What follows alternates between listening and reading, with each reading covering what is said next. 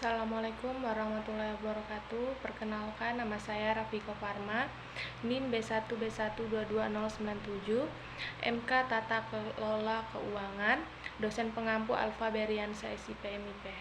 Baik, di sini saya akan menjelaskan struktur dan siklus anggaran pendapatan dan belanja negara, yaitu APBN. Pertama, di sini saya akan menjelaskan struktur APBN, yaitu di sini ada pendapatan negara dan hibah, belanja negara, surplus, defisit anggaran.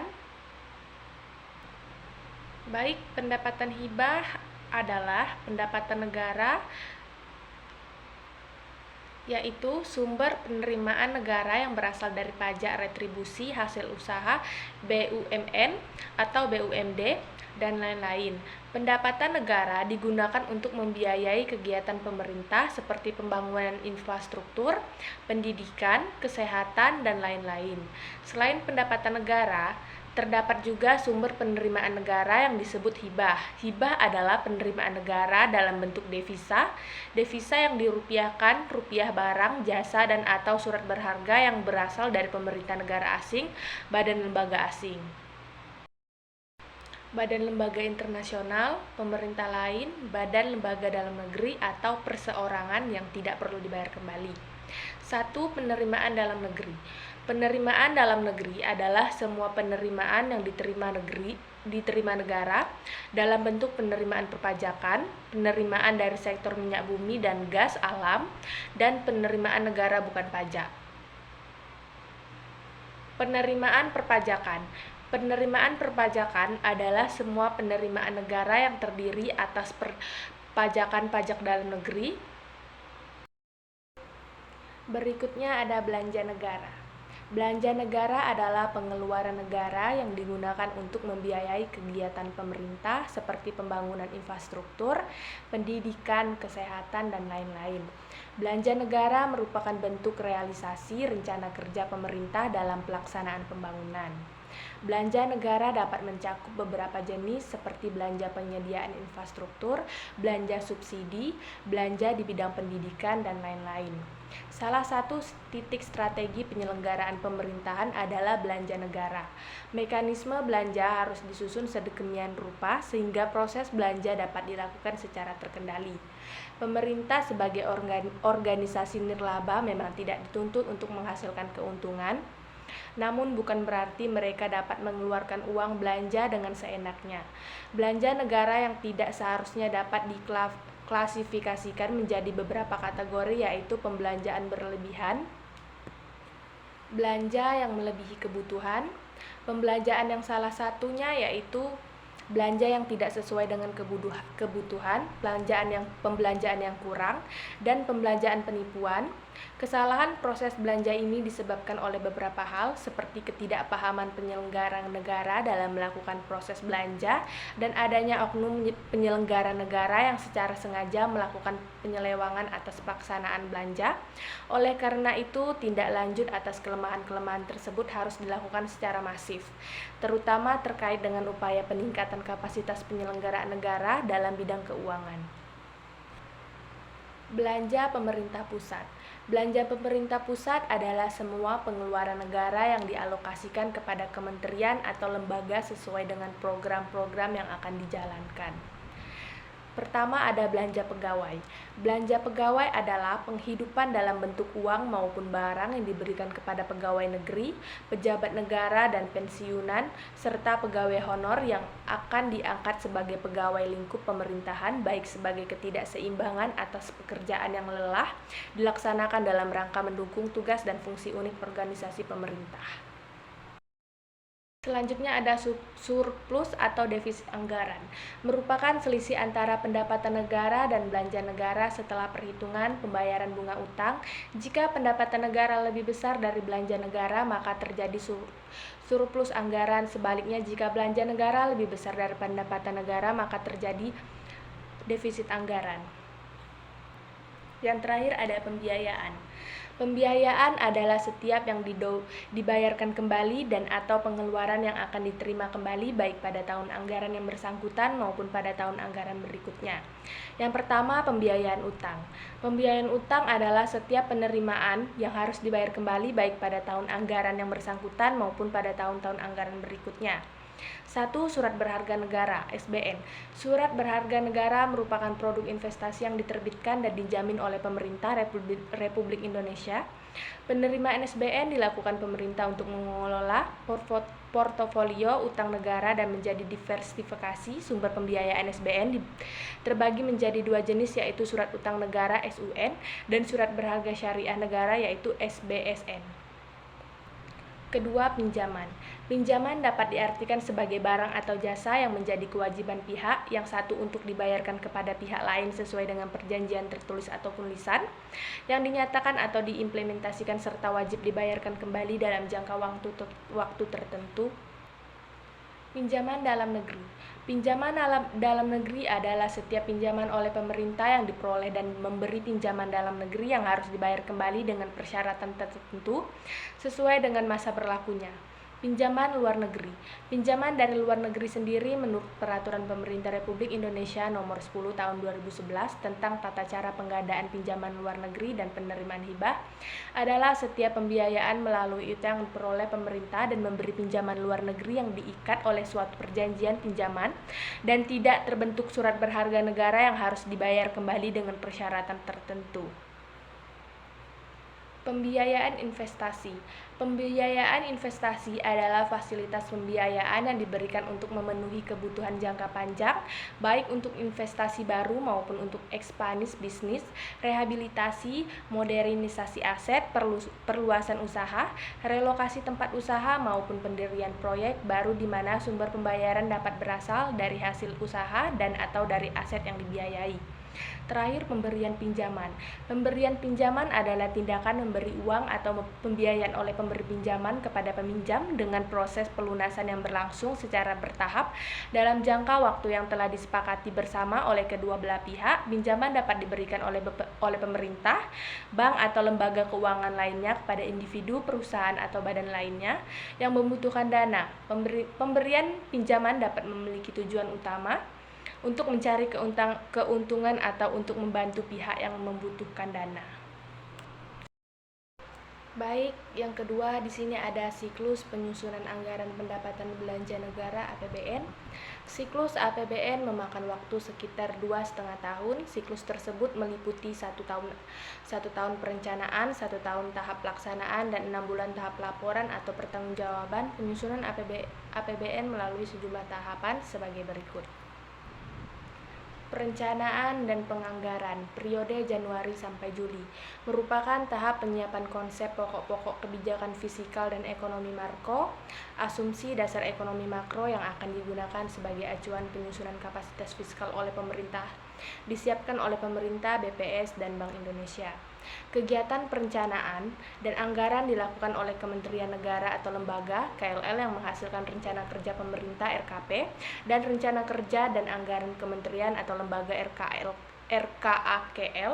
RKP RKAKL mencerminkan prioritas pembangunan yang telah ditetapkan oleh Presiden dan mendapat persetujuan DPR setelah melalui pembahasan antara KLL selaku Chief of Operation Officer (COO) dengan Menteri Keuangan selaku Chief Financial Officer dan Menteri Perencanaan. Dihasilkan rancangan undang-undang APBN yang bersama nota keuangan kemudian disampaikan kepada DPR. Penyusunan rencana kerja mengacu kepada Peraturan Pemerintah Nomor 20 Tahun 2004 tentang Rencana Kerja Pemerintah dan Peraturan Pemerintah Nomor 21 Tahun 2004 tentang RKA atau RKL. Penyusunan rencana kerja Kementerian Negara atau lembaga untuk periode 1 tahun dihitungkan dalam RKAKL. Untuk selanjutnya, petunjuk teknis penyusunan RKAKL ditetapkan setiap tahun melalui keputusan Menteri Keuangan. Reformasi di bidang penyusunan anggaran juga diamatkan dalam Undang-Undang 17 Tahun 2003 tentang Keuangan Negara yang memuat berbagai perubahan mendasar dalam pendekatan penyusunan anggaran. Perubahan mendasar tersebut meliputi aspek-aspek penerapan pendekatan keterlibatan, penganggaran dengan perspektif jangka menengah, medium, penerapan penganggaran secara terpadu, dan penerapan penganggaran berdasarkan kinerja. Dengan menggunakan pendekatan penyusunan anggaran tersebut, maka penyusunan rencana kerja dan anggaran diharapkan akan semakin menjamin peningkatan keterkaitan antara proses perencanaan dan penganggaran. Selanjutnya, pembahasan APBN periode Agustus-Oktober, kegiatan pembahasan dan kementerian atau lembaga KLS selaku Chief of Operation Officer dengan Menteri Keuangan selaku Chief Financial Officer dan Menteri Perencanaan, dihasilkan rancangan Undang-Undang APBN dan Nota Keuangan. Selanjutnya dilakukan pembahasan RUU APBN antara pemerintah dan DPR dengan mempertimbangkan masukan dari DPD. Yang kedua, belanja barang. Belanja barang adalah pengeluaran anggaran untuk pemberian barang atau jasa yang habis dipakai untuk memproduksi barang dan atau jasa yang dipasarkan maupun yang tidak dipasarkan, serta pengadaan barang yang dimaksudkan untuk diserahkan atau dijual kepada masyarakat dan belanja perjalanan. Yang ketiga ada belanja modal. Belanja modal adalah pengeluaran anggaran untuk perolehan aset tetap dan aset lainnya yang memberi manfaat lebih dari satu periode akuntansi. Belanja modal meliputi antara lain belanja modal untuk perolehan tanah, gedung, dan pembangunan peralatan aset tak terwujud. Yang keempat ada pembayaran kewajiban utang. Pembayaran kewajiban utang belanja negara untuk pembayaran bunga yang dilakukan atas kewajiban pokok utang, baik utang dalam negeri maupun utang luar negeri yang dihitung berdasarkan posisi pinjaman jangka pendek atau jangka panjang. Belanja pembayaran kewajiban utang juga digunakan untuk pembayaran denda atau biaya lain terkait pinjaman dan atau hibah dalam maupun luar negeri serta imbalan bunga. Pembayaran kewajiban utang dalam negeri seperti pembayaran atas bunga, surat perbendaharaan negara (SPN), surat pembendaharaan negara syariah (SPN syariah), obligasi negara atau surat berharga syariah negara baik dalam rupiah maupun falas, pembayaran perbankan atau surat belanja berharga syariah negara, biaya transfer pinjaman dalam negeri, pembayaran bunga atau luar negeri meliputi bunga pinjaman program, bunga pinjaman proyek, dan bunga utang luar negeri melalui penjadwalan kembali pinjaman, belanja diskonto, SPN, SPN syariah, diskonto obligasi negara atau diskonto SBSN, baik dalam rupiah atau falas, pembayaran loss on bond redemption, pembayaran denda yaitu imbalan bunga atas kelalaian pemerintah membayar kembali imbalan bunga atas pinjaman perbankan dan bunga dalam negeri jangka pendek lainnya, serta pengembalian kelebihan bea dan cukai jenis belanja ini dengan kode 54. Yang kelima ada subsidi. Subsidi energi adalah sebuah tindakan yang membuat harga sumber energi di tingkat konsumen tetap berada di bawah harga pasar atau lebih tinggi dari harga pasar untuk subsidi harga di tingkat produsen. Pelaksanaan APBN periode Januari. Pelaksanaan anggaran diawali dengan disahkannya dokumen pelaksanaan anggaran oleh Menteri Keuangan. Dokumen anggaran yang telah disahkan oleh Menteri Keuangan disampaikan kepada Menteri atau pimpinan lembaga Badan Pemerintah Keuangan BPK, Gubernur, Direktur Jenderal Anggaran, Direktur Jenderal Perbendaharaan, Kepala Kantor Wilayah Direktur Jenderal Perbendaharaan terkait kuasa bendahara umum negara KPPN terkait dan kuasa pengguna anggaran. Dokumen tersebut merupakan acuan dan dasar hukum pelaksanaan APBN yang dilakukan oleh kementerian atau lembaga dan bendahara umum negara. Dokumen-dokumen penting dalam pelaksanaan anggaran adalah daftar isian pelaksanaan anggaran, DIPA, dan dokumen lain yang dipersamakan dengan DIPA, sedangkan dokumen pembayaran antara lain terdiri dari surat permintaan pembayaran SPP, surat pemerintah pembayaran SPM, dan surat pemerintah pencairan dana SP2D. Pasal 17 Undang-Undang Perbendaharaan Negara menyatakan bahwa pengguna anggaran atau kuasa pengguna anggaran melaksanakan kegiatan yang tercantum dalam dokumen pelaksanaan anggaran yang telah disahkan dan berwenang mengadakan ikatan atau perjanjian dengan pihak lain dalam batas anggaran yang telah ditetapkan. Lebih lanjut, pedoman dalam rangka pelaksanaan anggaran diatur dalam Keputusan Presiden Nomor 42 Tahun 2002 tentang pedoman pelaksanaan anggaran pendapatan dan belanja negara sebagaimana telah diubah dengan Keputusan Presiden Nomor 72 Tahun 2004. Pelaporan dan pencatatan APBN periode sepanjang tahun anggaran bersamaan dengan tahapan pelaksanaan APBN, KL dan Bendahara Umum Negara melakukan pelaporan dan pencatatan sesuai dengan standar akuntansi pemerintah SAP, sehingga menghasilkan laporan keuangan pemerintahan pusat LKPP yang terdiri atas laporan realisasi anggaran LRA, neraca, laporan arus kas LAK, dan catatan atas laporan keuangan CALK. Laporan keuangan Kementerian Negara atau lembaga yang disusun oleh Menteri atau pimpinan lembaga disampaikan kepada Menteri Keuangan selambat-lambatnya 2 bulan setelah tahun anggaran berakhir. Kemudian Menteri Keuangan menyusun rekapitulasi laporan keuangan seluruh instansi Kementerian Negara. Menteri Keuangan selaku Bendahara Umum Negara juga menyusun laporan arus kas. Semua laporan keuangan tersebut disusun oleh Menteri Keuangan selaku pengelola fiskal. Sebagai wujud laporan keuangan pemerintah pusat disampaikan kepada Presiden dalam memenuhi pertanggungjawaban pelaksanaan APBN. Presiden menyampaikan laporan keuangan pemerintah pusat kepada BPK paling lambat 3 bulan setelah tahun anggaran berakhir. Audit atas laporan keuangan pemerintah harus diselesaikan selambat-lambatnya 2 bulan setelah laporan keuangan tersebut diterima oleh BPK dari pemerintah. Undang-Undang Nomor 17 Tahun 2003 tentang Keuangan Negara Pasal 30 menyebutkan bahwa Presiden menyampaikan rancangan undang-undang tentang pertanggungjawaban pelaksanaan APBN kepada DPR berupa laporan keuangan yang telah diperiksa oleh Badan Pemeriksa Keuangan selambat-lambatnya 6 bulan setelah tahun anggaran berakhir. Laporan keuangan pemerintahan pusat setidak-tidaknya meliputi laporan realisasi anggaran, neraca, laporan arus kas, dan catatan atas laporan keuangan serta dilampiri dengan laporan keuangan perusahaan negara dan badan lainnya mengenai bentuk dan isi laporan pertanggungjawaban pelaksanaan APBN disusun dan disajikan sesuai dengan standar akuntansi pemerintah. Semester dan pertanggungjawaban periode semester dan anual.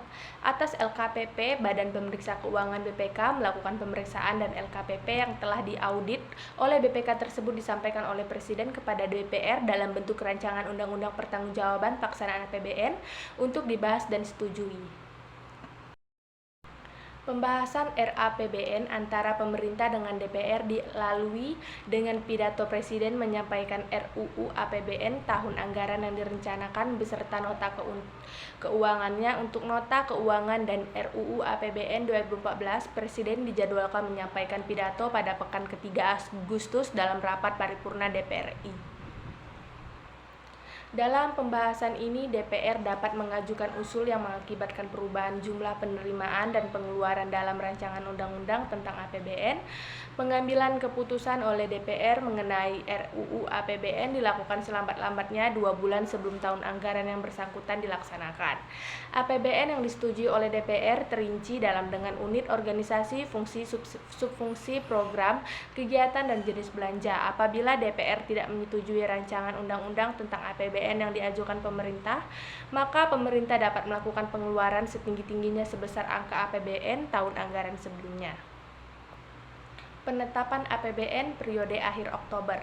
Setelah mempelajari nota keuangan dan RUU APBN yang disampaikan oleh Presiden, masing-masing fraksi memberikan pemandangan umum atas RUU APBN beserta nota keuangannya.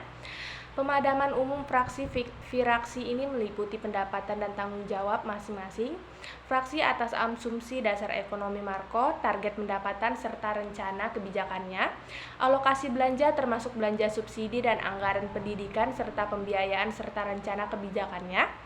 Pemandangan umum ini disampaikan dalam rapat paripurna pada pekan keempat Agustus. APBN yang telah ditetapkan dengan undang-undang. Rincian pelaksanaan APBN dituangkan lebih lanjut dengan Peraturan Presiden tentang rincian APBN. Selanjutnya, Menteri Keuangan memberitahukan kepada Menteri atau pimpinan lembaga agar menyampaikan dokumen pelaksanaan anggaran untuk masing-masing kementerian negara atau lembaga. Untuk menyusun dokumen pelaksanaan anggaran untuk Kementerian Negara terhadap pimpinannya berdasarkan alokasi anggaran yang ditetapkan dalam Peraturan Presiden tentang rincian APBN. Dokumen pelaksanaan anggaran terurai dalam sasaran yang hendak dicapai, fungsi, program, dan rincian kegiatan anggaran yang disediakan untuk mencapai sasaran tersebut, dan rencana penarikan dana tiap-tiap satker serta pendapatan yang diperkirakan.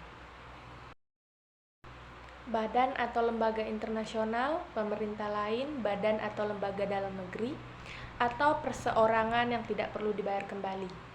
Penerimaan dalam negeri. Penerimaan dalam negeri adalah semua penerimaan yang diterima negara dalam bentuk penerimaan perpajakan, penerimaan dari sektor minyak bumi dan gas alam, dan penerimaan negara bukan pajak. 1. Penerima perpajakan.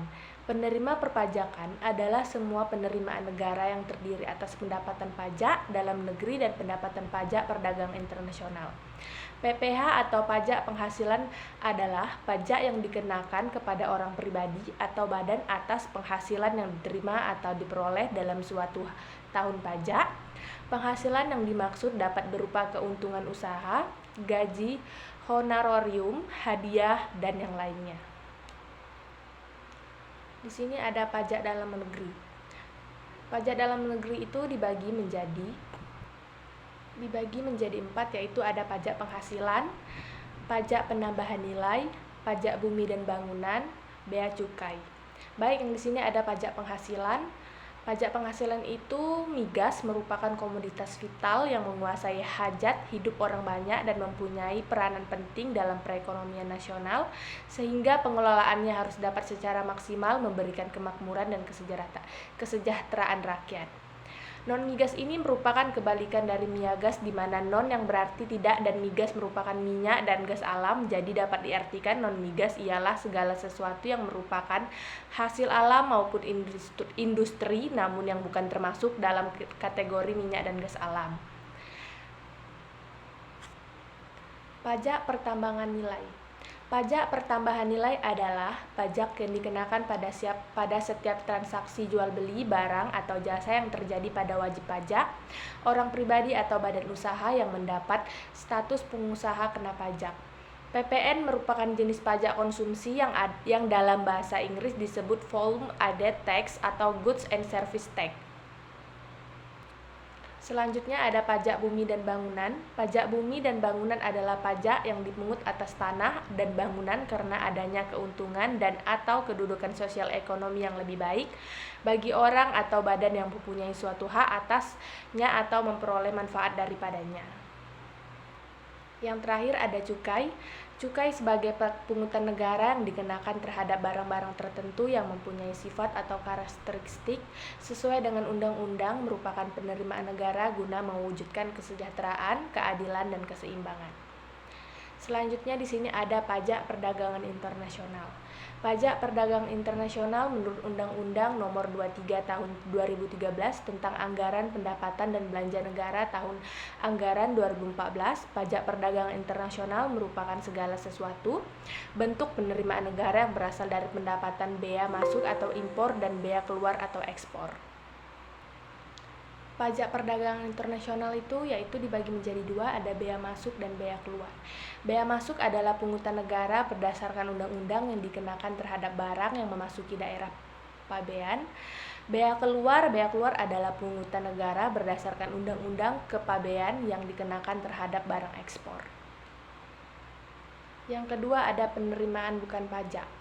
Penerimaan bukan pajak (PNBP) adalah pungutan yang dibayar oleh orang pribadi atau badan dengan memperoleh manfaat langsung maupun tidak langsung atas layanan atau pemanfaatan sumber daya dan hak yang diperoleh negara, berdasarkan perundang-undangan yang menjadi penerimaan pemerintahan pusat di luar. Transfer ke daerah dan dana desa. Pertama, transfer ke daerah ada dana perimbangan. Dana transfer umum, dana bagi hasil DBH adalah dana yang bersumber dari pendapatan APBN yang dialokasikan kepada daerah berdasarkan presentasi tertentu untuk mendanai kebutuhan daerah dalam rangka pelaksanaan desentralisasi. Dana alokasi umum (DAU) adalah jenis dana yang bersumber dari APBN dan dialokasikan untuk mendorong pemerataan keuangan antara daerah di Indonesia. Tujuannya untuk menyediakan pendanaan bagi kebutuhan masing-masing daerah guna mengurangi kesenjangan keuangan dan pelayanan publik antar daerah. Dana transfer khusus. Dana alokasi khusus fisik atau bisa disebut dengan DAK fisik merupakan dana yang dialokasikan dalam APBN kepada daerah tertentu dengan tujuan untuk membantu mendanai kegiatan khusus fisik yang merupakan urusan daerah dan sesuai dengan prioritas nasional. Dana alokasi khusus non-fisik yang selanjutnya disebut DAK. Non-fisik adalah DAK yang dialokasikan untuk membantu operasionalisasi layanan publik daerah yang penggunaannya telah ditentukan oleh pemerintah. Selanjutnya ada dana insentif daerah. Dana insentif daerah DID merupakan bagian dari dana transfer ke daerah dan dana desa TKDD yang bersumber dari anggaran pendapatan dan belanja daerah APBD dan diberikan kepada daerah yang telah mencapai kriteria tertentu. Selanjutnya ada keseimbangan primer. Keseimbangan primer adalah selisih antara pendapatan negara dan belanja negara sebelum memperhitungkan pembayaran bunga utang.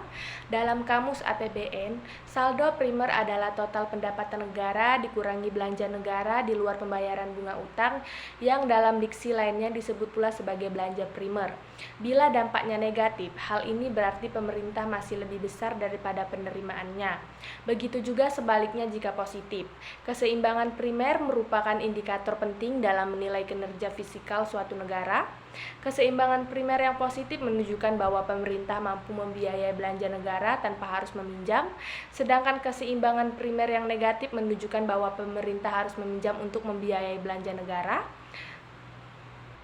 Pada saat keseimbangan primer negatif, pemerintah perlu mengenjot penerimaan yang paling mudah dan menerbitkan utang baru untuk membayar pokok dan bunga utang yang lama. Semangat pemerintah untuk APBN menuju keseimbangan primer tentu perlu diapresiasi dan harus dilakukan tindak lanjut atas kelemahan-kelemahan yang ada. Baik, sekian dari saya penjelasan tentang struktur dan siklus APBN.